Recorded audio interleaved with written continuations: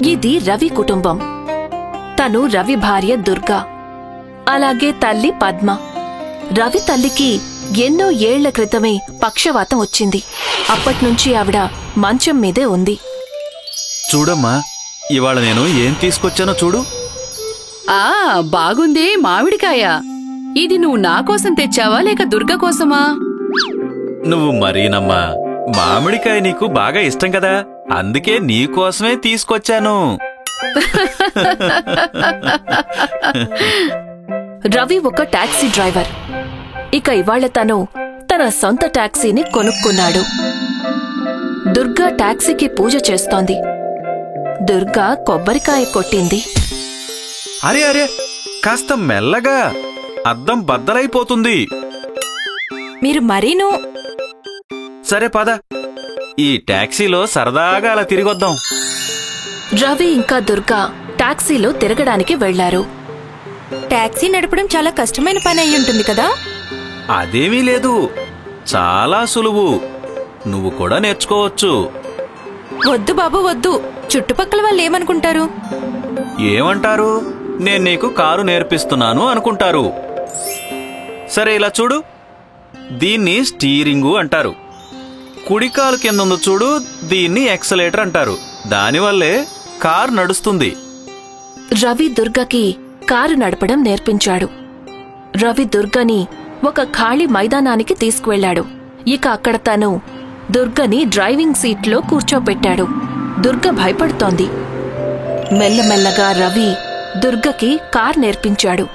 ఇంకేముంది, కొద్ది రోజుల్లోనే దుర్గ కార్ నడపడం నేర్చుకుంది. రవి చిన్నపాటి కుటుంబం చాలా సంతోషంగా ఉంది. కాని ఒకరోజు రవి రోడ్ దాటుతూ ఉండగా తనని ఒక ట్రక్ గుద్దేసింది.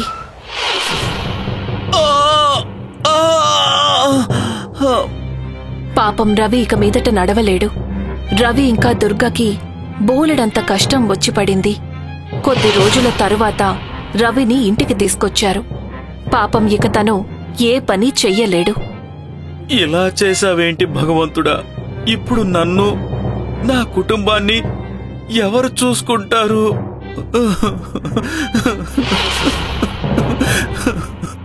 బాధపడకండి.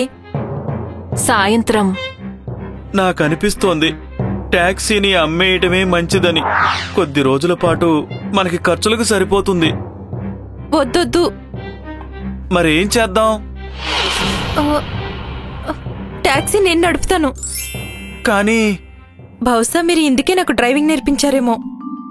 కాని నువ్వు ఇల్లు చూసుకుంటూ టాక్సీ కూడా నడపగలవా? అంతా అదే సర్దుకుంటుంది. ఆ మరుసటి రోజు నుండి దుర్గా రవి టాక్సీని నడపడం మొదలుపెట్టింది. తను కస్టమర్లని వాళ్లు కోరుకున్న చోట వదిలిపెడుతూ ఉండేది. దాంతో తనకి డబ్బులు కూడా వచ్చేవి. రోజంతా సంపాదించిన దాంతో సరుకులు కొని, ఇంకా భర్త అలాగే అత్తగారికి కావలసిన మందులు కొనేది. ఇంటికి చేరుకున్నాక ఇంటి పని మొత్తం ఒంటరిగానే చేసుకునేది. టాక్సీ నడిపే కోడలు దుర్గా చెల్లాచెదురైన తన కుటుంబాన్ని కాపాడుకుంది.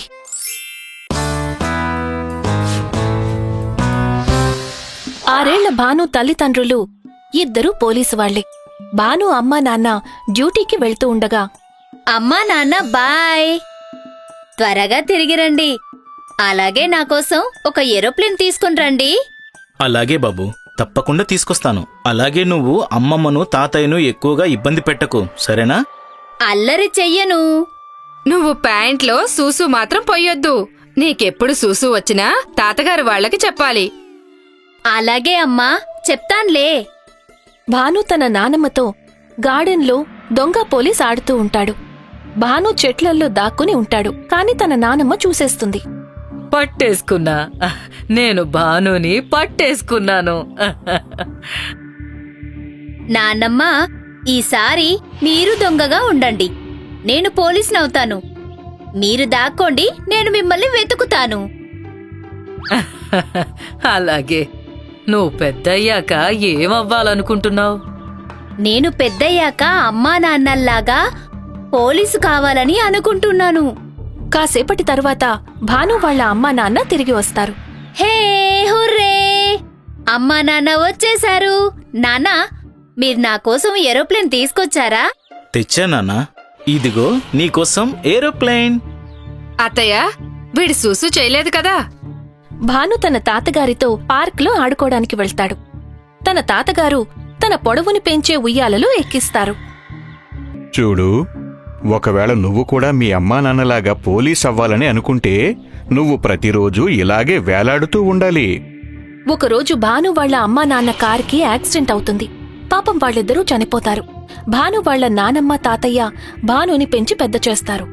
భానుకు 18 ఏళ్లు వచ్చాక తను పోలీసు ఉద్యోగానికి వెళ్టానికి సిద్ధపడతాడు. పొద్దుటే 4 గంటలకి లేచి తను రన్నింగ్కి వెళ్తాడు. లాంగ్ జంప్, హై జంప్ అన్నీ తనే ప్రాక్టీస్ చేస్తూ ఉంటాడు. ఒకరోజు భాను హైకింగ్ కోసం కొండలపైకి వెళ్తాడు. అదే సమయంలో తన కాలిని ఒక పాము కాటేస్తుంది. భాను వెంటనే తన కత్తిని తీసి పాము కాటేసిన చోట ఆ కత్తితో ఘాటు పెట్టుకుంటాడు. ఆ తరువాత తను తన షర్ట్ని చింపి తన కాలి మీద పైన కింద కట్లు కట్టేస్తాడు. అలా చేస్తే శరీరమంతా విషం వ్యాపించకుండా ఉంటుంది. కాని ఎక్కువ రక్తం పోవడం వల్ల భాను అక్కడే స్పృహ తప్పి పడిపోతాడు. తనకి స్పృహ వచ్చేసరికి తను తన నానమ్మ తాతయ్యలతో ఒక హాస్పిటల్లో ఉంటాడు. అయ్యో నానమ్మ, నేనిక్కడ హాస్పిటల్లో ఉన్నానేంటి? బాబూ, 2 వ్యక్తులు నిన్నిక్కడికి తీసుకొచ్చారు. నువ్వు 3 రోజులుగా స్పృహ లేకుండా పడున్నావు. అలాగే నీకు బోల్డ్ అంత రక్తం కూడా ఎక్కించాల్సొచ్చింది. ఇవాళ నీకు ఫిజికల్ టెస్ట్ ఉండేది, కానీ నీ బరువు రక్తం బాగా పోవడం వల్ల తగ్గిపోయింది. రేపు నిన్ను ఇక్కడి నుంచి పంపించేస్తారు. వేరే దారి లేక భాను ఒక సెక్యూరిటీ గార్డుగా ఉద్యోగంలో చేరతాడు. కొన్నాళ్ల తరువాత భాను తాతగారు కూడా చనిపోతారు. బాబూ, నాకు ఒంట్లో బాగోడం లేదు. నువ్వేమో డ్యూటీకి వెళ్ళిపోతావు.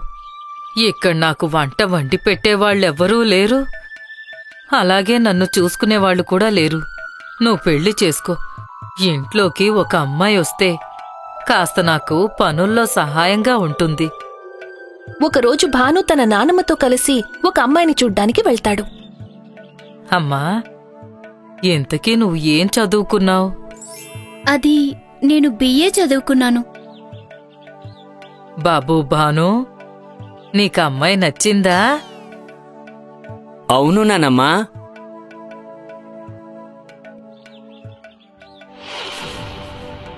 శ్వేత భాను ఇంటికి వెళ్ళినప్పుడు తను భాను వాళ్ల ఇంట్లో భాను తల్లిదండ్రుల్ని పోలీస్ యూనిఫాంలో ఉన్న ఫోటోని చూస్తుంది. మరి మీ అమ్మా నాన్నలిద్దరూ పోలీసు వాళ్ళైనప్పుడు మరి నువ్వెందుకు పోలీస్ అవ్వాలని ప్రయత్నించలేదు? భాను తనకి జరిగింది మొత్తం వివరిస్తాడు. ఎలా తను సరిగ్గా ఆఖరి సమయంలో తన అదృష్టం తనకి ఎలా సహకరించలేదో. మా ఇంట్లో వాళ్ళందరి కోరిక ఇదే, నేను పోలీసు వాడిని అవుతానని. ఆ దేవుడి ఇష్టానికి వ్యతిరేకంగా మనిషి మాత్రం ఏం చేయగలడు? అందుకే ఇలా ఉండిపోయాను. నేను మీ అమ్మా నాన్నల కలని నెరవేరుస్తాను. నేను పోలీస్ అవ్వడానికి బాగా సిద్ధపడతాను. అలాగే నువ్వు నాకు సహాయం చెయ్యాలి. మరుసటి రోజు నుండి భాను శ్వేతని తయారు చేయడంలో నిమగ్నమైపోతాడు. వాళ్ళిద్దరూ ప్రతిరోజు 10 కిలోమీటర్లు రన్నింగ్ చేస్తారు. భాను శ్వేతకి లాంగ్ జంప్, హై జంప్ అన్నీ నేర్పిస్తాడు. శ్వేత పోలీస్ టెస్ట్లో రాత పరీక్షలో కూడా పాస్ అవుతుంది. ఇక ఫిజికల్ టెస్ట్ మాత్రమే ఉంది. ఒకరోజు శ్వేత మెట్లను దిగుతూ ఉండగా తను కాలు జారిపోతుంది. తన తలకి దెబ్బ తగులుతుంది. చూడమ్మాయ్, ఇప్పుడు నువ్వు కాస్త విశ్రాంతి తీసుకో. నువ్వు ఫిజికల్ టెస్ట్ కోసం ఏమీ కష్టపడకు. వద్దు నాన్నమ్మగారు, నా తలకి గాయం అయ్యుండొచ్చు. అయినా సరే నేను నా ప్రయత్నం కొనసాగిస్తాను. శ్వేత కట్టుకుని హై జంప్, లాంగ్ జంప్ అలాగే రన్నింగ్ చేస్తూ ఉంటుంది. ఇక ఫిట్నెస్ టెస్ట్ రోజు వచ్చేసరికి తన తల మీద గాయాలు కూడా మానిపోతాయి. తను అన్ని టెస్ట్లలోనూ అందరికంటే ఫస్ట్ వస్తుంది. ఇక తను ఒక పోలీస్ ఆఫీసర్ అవుతుంది.